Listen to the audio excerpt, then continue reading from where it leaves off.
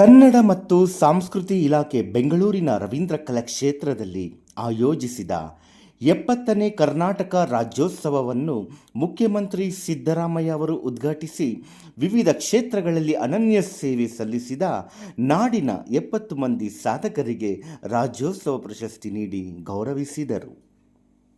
ಈ ಬಾರಿ ಬೆಂಗಳೂರಿನ ಪೌರಕಾರ್ಮಿಕ ಮಹಿಳೆ ಪಕ್ಕೀರಿ ಅವರು ಈ ವರ್ಷದ ರಾಜ್ಯೋತ್ಸವ ಪ್ರಶಸ್ತಿಗೆ ಭಾಜನರಾದರು.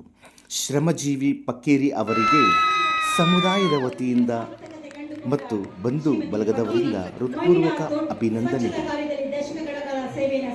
ಪೌರಕಾರ್ಮಿಕ ಮಹಿಳೆ ಬೆಂಗಳೂರು ಮಹಾನಗರ ಪಾಲಿಕೆ ಕಂಡ ಅಪರೂಪದ ಸೇವಾ ಸಾಧಕಿ ಶ್ರೀಮತಿ ಪಕ್ಕೀರಿ ಅವರ ಸಾಧನೆಯನ್ನು ಗುರುತಿಸಿ ರಾಜ್ಯೋತ್ಸವ ಪ್ರಶಸ್ತಿಯನ್ನಿತ್ತು ಗೌರವಿಸಲಾಗಿದೆ.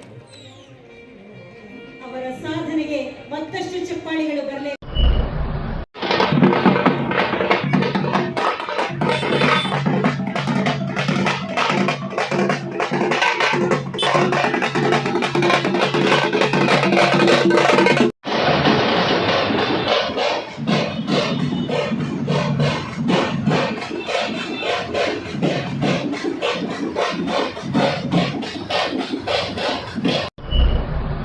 ಎಲ್ಲಾರು ಮುಂದೆ ಕಡೆ ಮಾಡಿದ್ದಕ್ಕೆ ಸಂತೋಷ ಆಯ್ತು.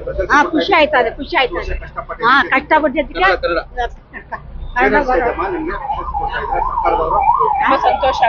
ತುಂಬಾ ಸಂತೋಷ ಇದೆ. ನಮಸ್ತೆ.